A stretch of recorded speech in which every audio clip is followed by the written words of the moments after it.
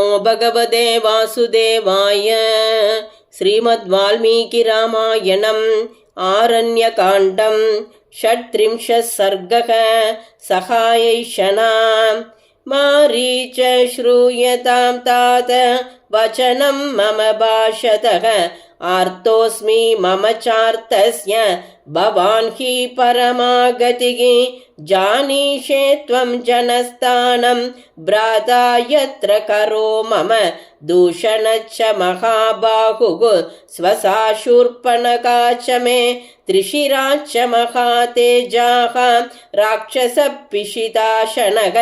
अन्ये च बहवः शूराः लब्धलक्षा निशाचराः वसन्ति मन्नियोगेन नित्यवासं च राक्षसाः।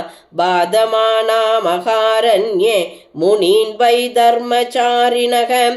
14 सहस्राणि रक्षसां भीमकर्मणां शूराणां लब्धलक्षणां करचित्तानुवर्तिनां।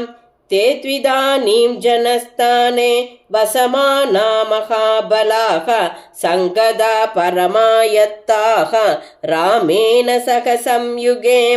नानाप्रकरणोपेताः करप्रमुखराक्षसाः तेन सञ्जातरोषेण रामेण रणमूर्धनि। अनुक्त्वा परुषं किञ्चित् चरैर्व्यापारितं धनुः 14 सहस्राणि रक्षसामुग्रतेजसां निहतानि शरैस्तीक्ष्णैः मानुषेण पदातिना।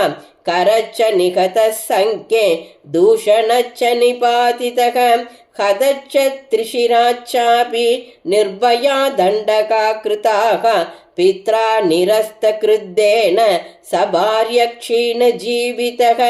सहन्ता तस्य सैन्यस्य रामक्षत्रियपांसनः दुःशील गर्गशस्तीक्ष्णः।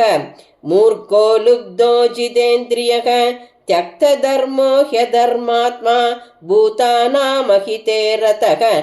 येन वैरं विनारण्ये सत्त्वमाश्रित्य केवलं कर्णनासापहरणाद् भगिनी मे विरूपिता। तस्य भार्यां जनस्थानाद् सीतां सुरसुतोपमाम् आनयिष्यामि विक्रम्य। सहायस्तत्र मे भव त्वया ह्यहं सहायेन पार्श्वस्थेन महाबल। भ्रातृभिश्च सुरान् युद्धे समग्रान् नाभिचिन्तये। तत्सहायो भव त्वं मे समर्थो ह्यसि राक्षस।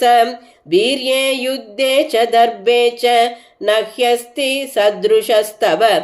उपायज्ञो महान् शूरः महामाया विशारदः।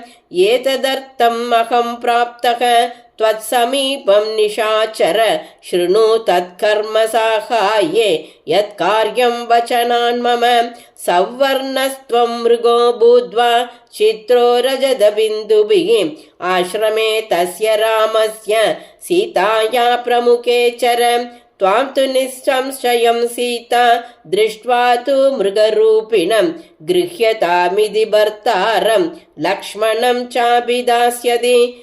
ततस्तयोरपायेतु शून्ये सीतां यथा सुखं निराबाधो हरिष्यामि राघुचन्द्रप्रभामिव।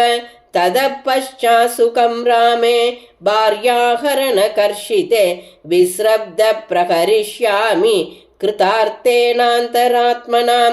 तस्य रामकथां श्रुत्वा मारीचस्य महात्मनः शुष्कं समभवद्वक्त्रं परित्रस्तो बभूवः। ओष्ठौ परिलिखञ्चुष्कौ नेत्रैरनिमिषैरिव मृतभूत इवार्तस्तु रावणं समुदैक्षत।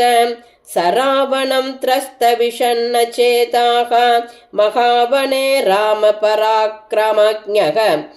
कृताञ्जलिस्तत्त्वमुवाच वाक्यं हितं च तस्मै हितमात्मनश्च। इत्यार्षे श्रीमद् रामायणे वाल्मीकिये आदिकाव्ये 24 सहस्रिकायां संहितायाम् आरण्यकाण्डे सहायैषणा नाम 36 सर्गः।